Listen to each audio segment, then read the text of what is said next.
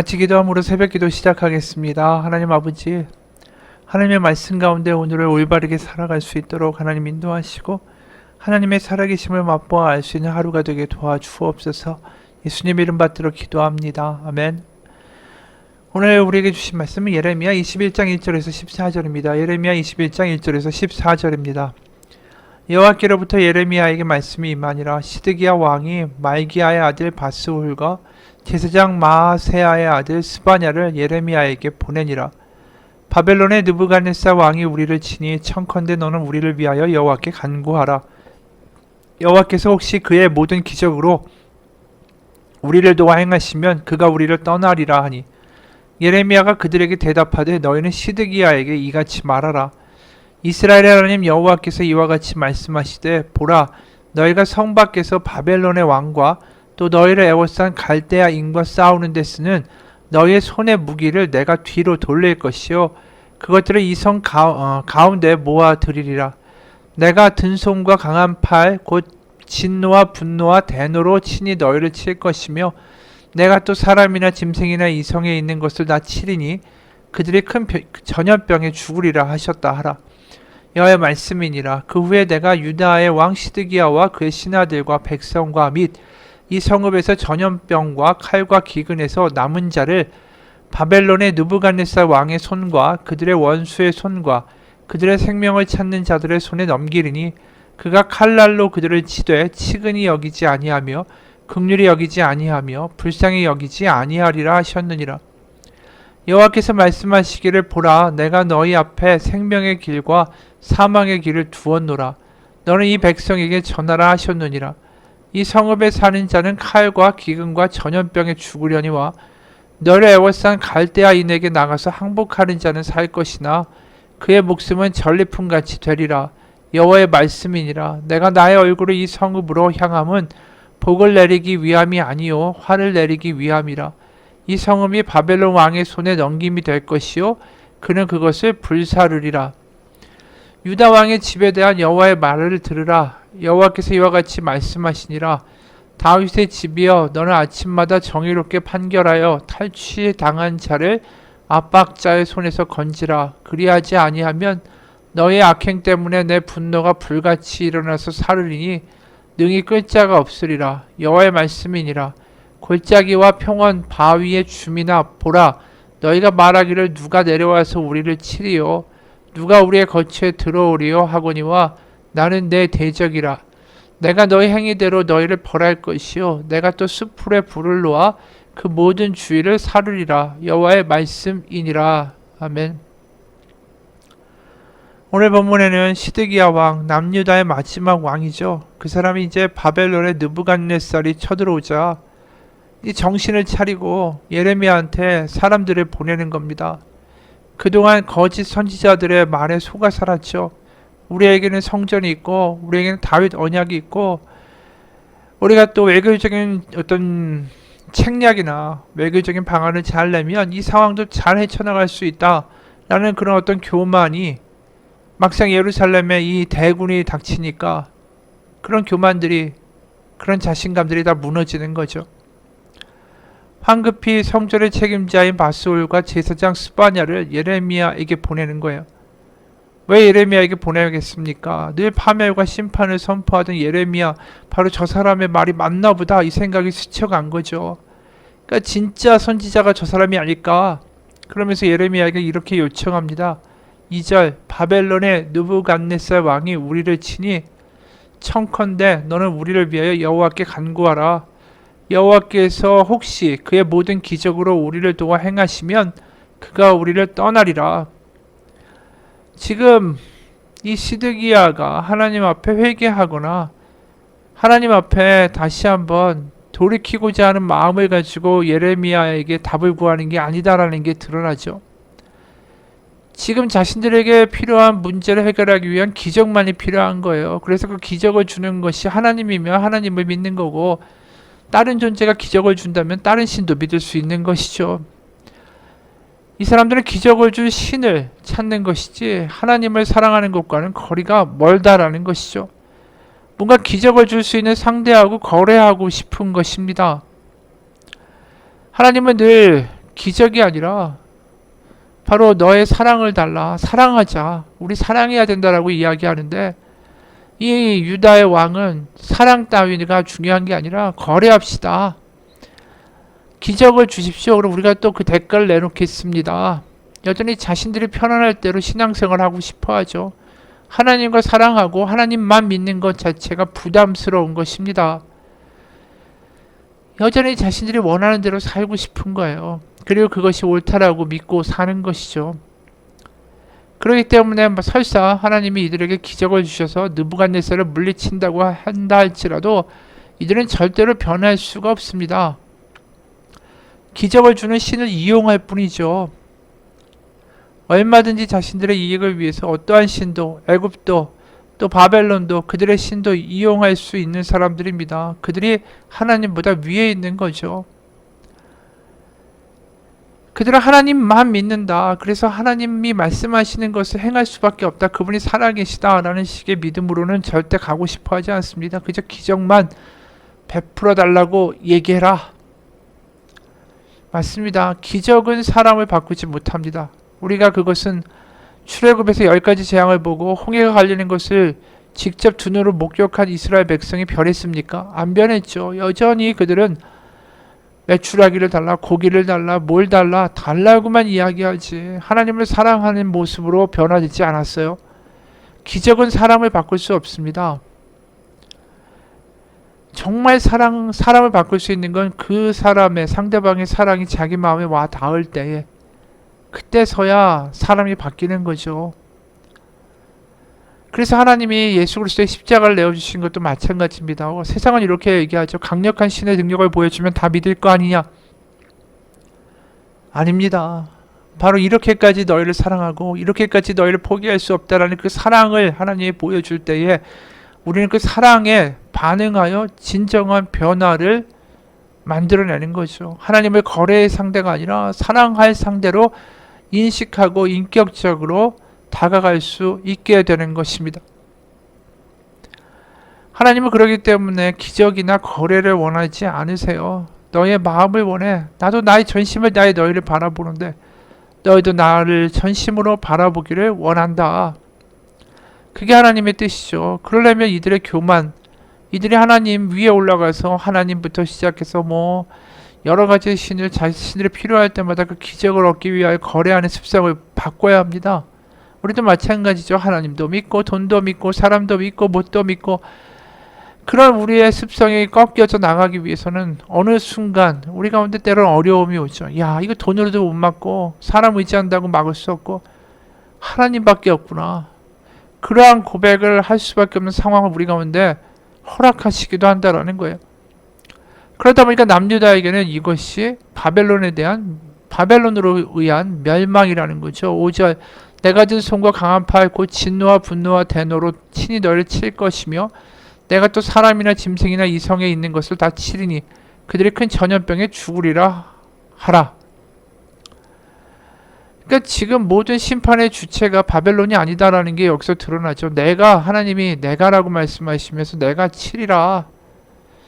그러니까 이들의 교만, 이들이 스스로 하나님처럼 구는 모든 것들을 깨어뜨리고 드디어 하나님 앞에 엎어질 때가 필요하다라는 거 하나님 아시는 거죠. 어느 의대에서 자신이 최고라고 의스되는 2명의 학생이 있었대요.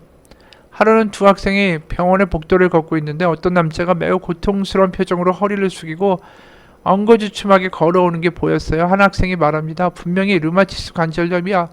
그러자 다른 학생이 머리를 저으면서 말했어요. 아니야, 저거 디스크가 틀림없어. 두 사람이 서로 자신의 의견이 맞다라고 묵신각신 싸우고 있었는데 그 남자 가까이 오더니 아주 힘겹게 물었습니다. 저기 화장실이 어디죠? 우리가 알고 있는 지식과 경험은 다 한계가 있는 것입니다. 그 지식과 한계가 뻔한데 거기다가 하나님을 집어넣으려고 하니까 이게 얼마나 황당한 일이에요. 조그만 상자에다가 하나님을 집어넣고 우리 머릿속에 하나님을 집어넣고 하나님을 조정하려고 한다. 내일도 알지 못하는 존재가 말이죠. 그게 지금 시드기야가 하고자 하는 일입니다.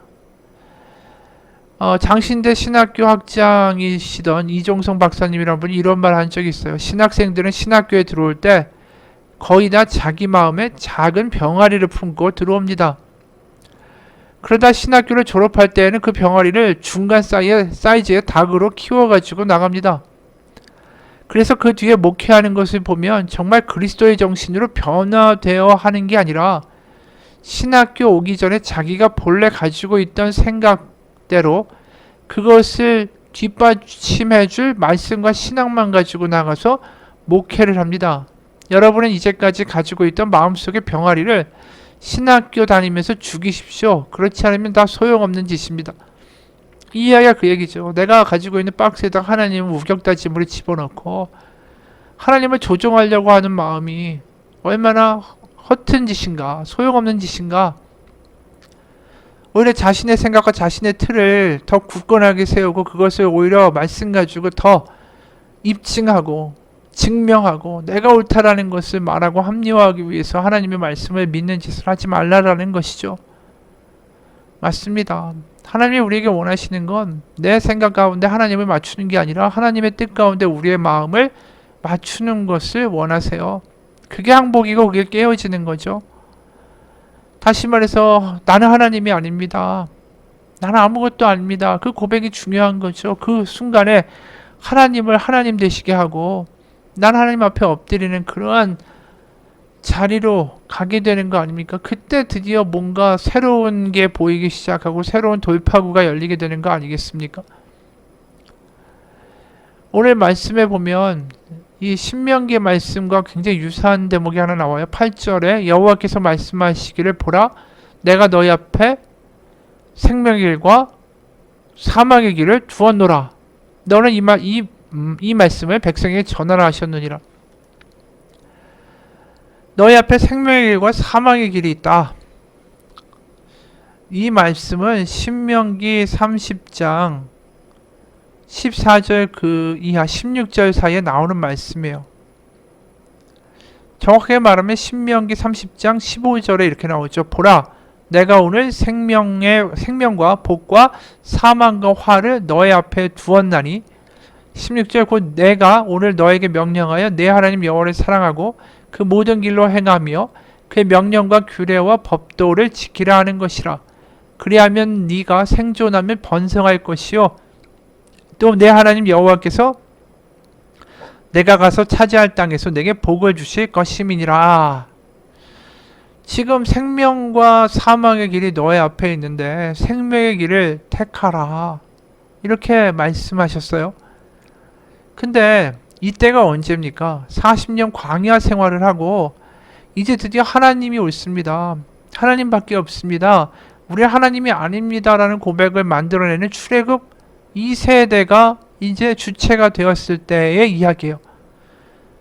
그들이 애굽을 그리워하고 불평하고 불만하고 기적을 요구하고 땡깡 부리는 그 아버지 세대가 아니라 우리는 하나님이 아닙니다. 하나님을 하나님 되시게 하는 그 마음의 자세가 돼서 드디어 이제 들을 수 있고 하나님의 말씀이 들려지기 시작할 때 하나님이 이 말씀 주신 거예요. 사망의 길과 생명의 길이 네 앞에 있다.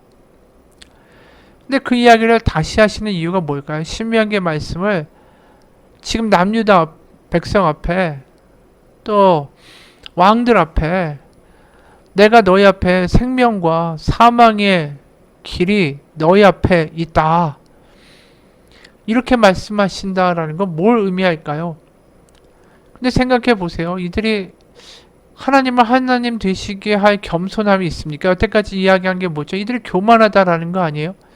하나님을 자신의 박스 안에 집어넣고 조종하려고 했던 사람들 아니에요?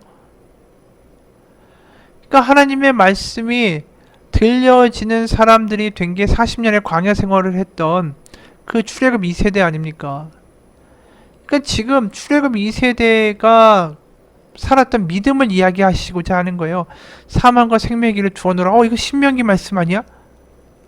신명기의 말씀은 누구에게 선포된 거라고 말했습니까? 40년 동안 이제 하나님께 완전히 항복한 백성들에게 하신 말씀이에요.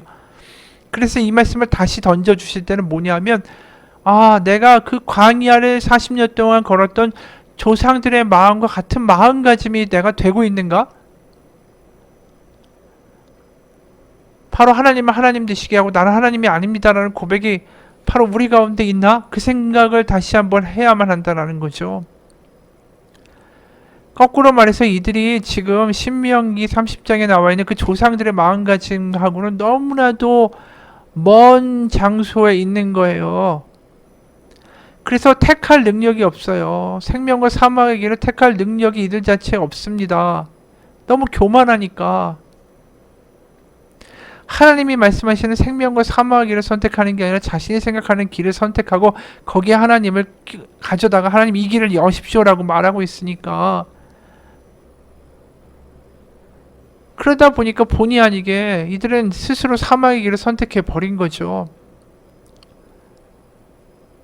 그래서 신명기 30장 10절 18절에 보면 너희가 그렇게 눈이 멀고 마음이 멀어져서 그렇게 멋대로 가다 보면 17, 18절에 이렇게 말씀하세요. 신명기 30장 17, 18절. 그러나 네가 만일 마음을 돌이켜 듣지 아니하고 유혹을 받아 다른 신들에게 절하고 그를 섬기면 내가 오늘 너에게 선언하노니 너희가 반드시 망할 것이라. 너희가 요단을 건너가서 차지할 땅에서 너희의 날이 길지 못할 것이다. 바로 이 신명기에서 말씀하셨던 예언이 지금 남유다에게도 성취될 것이다. 바로 신명기의 말씀을 인용해서 결국 예레미야가 선포하고 있는 거죠. 그리고 이들에게 닥치는 심판은 어떻게 보면 당연한 겁니다. 이들이 이제 드디어 들을 마음과 들을 귀가 사라지고 하나님의 말씀을 이용만 하려고 하고 관심이 없고, 그러다 보니까 결국 우상을 섬기게 되고 요단을 건너가서 차지할 너희의 날이 길지 못할 것이다. 그 심판이 어쩔 수 없이 신명기에 나온 예언대로 이루어질 것이다. 여러분, 오늘 말씀을 보면 우리는 알게 돼요. 하나님이 하시는 말씀이 결국 틀리지 않지 않습니까? 신명기에서 하신 말씀이 그대로 결국은 예레미야 때 이루어지게 되는 거예요. 하나님의 말씀이 들려야 산다라는 거죠. 들리려면 어떻게 해야 됩니까? 내 생각과 내 주관이 시퍼렇게 살아가지고는 들리지 않죠. 하나님을 명령하고 요구할 뿐이죠. 우리가 하나님 가운데 하나님의 말씀이 들려지려면 내 생각과 내 고집을 내려놓고 하나님 말씀하옵소서 제가 듣겠습니다라는 마음이 중요한 거 아니겠어요? 어떤 분들은 성경책에다 형광펜으로 다 색깔을 칠해놓는 구절들이 다 축복의 말씀들만 칠해놓고 이렇게 복을 달라라고 하나님 앞에 기도합니다. 이게 성경을 열심히 읽는 건가요? 아니죠. 내 생각에다가 하나님을 끌어맞추고 명령하는 거죠. 우리는 하나님이 될 수 없습니다. 그게 진심으로 우리의 고백 뱃속에서 나와야 돼요. 저는 하나님이 아닙니다. 저는 내일도 알지 못합니다. 그게 우리가 깨어지는 거고 우리가 죽는 거고 그것에서 부활의 능력이 나타나는 거 아닙니까? 우리의 매일매일 삶의 순간에서 하나님, 저는 하나님이 아닙니다. 저는 부족한 자일 뿐입니다. 이 고백이 우리의 마음 가운데서 진심으로 고백된다면 그 순간에 간절한 기도가 터져 나오고요. 하나님에 대한 간절한 믿음이 회복될 수밖에 없어요. 여러분, 이게 너무 당연한 이야기 같지 않습니까? 나는 하나님이 아닙니다. 하지만 이 고백이 우리의 믿음을, 우리의 삶을 바꿀 수 있는 아주 중요한 고백입니다. 바로 하나님을 하나님 되시게 하고 나는 그분의 보좌 앞에 엎드려 낮은 자세로 겸손함으로 하나님의 말씀을 듣는 자리로 우리가 나아갈 수 있기 때문입니다. 오늘도 하나님께 어떠한 것을 가지고 요구하고 조종하려고 하는 믿음이 아니라 하나님의 말씀을 들을 수 있는 마음의 귀가 열릴 수 있는 하루가 되기를 주님의 이름으로 축원합니다. 같이 기도하겠습니다. 하나님 아버지, 우리가 믿음이라고 말하면서 믿는 것들, 내가 원하는 것이 이루어질 것을 믿는 믿음, 그 믿음은 믿음이 아닙니다. 하나님을 상자에다가 밀어넣고 내가 원하는 대로 하라고 요구하는 것일 뿐입니다. 하나님, 그러한 짓을 하는 것이 아니라 하나님을 하나님 되시게 하고 저는 내일 일도 알지 못하는 부족한 자라는 것을 고백하며 아버지 앞에 엎드릴 수 있는 믿음이 필요합니다. 그 믿음 가운데 간절함이 회복되고 하나님을 구하고 찾고 두드릴 때에 하나님 그곳에서 악한 아버지라도 자녀에게 좋은 것을 줄 알거든 하물며 하늘 아버지께서 너희에게 성령을 주시지 않겠느냐는 그 말씀이 우리 가운데 이루어지게 하여 주옵소서. 예수님의 이름 받들어 기도합니다. 아멘. 하늘에 계신 우리 아버지, 아버지의 이름을 거룩하게 하시며 아버지의 나라가 오게 하시며 아버지의 뜻이 하늘에서와 같이 땅에서도 이루어지게 하소서. 오늘 우리에게 일용할 양식을 주시고 우리가 우리에게 잘못한 사람을 용서하여 준 것 같이 우리 죄를 용서하여 주시고 우리 시험에 빠지지 않게 하시고 악에서 구하소서. 나라와 권능과 영광이 영원히 아버지의 것입니다. 아멘.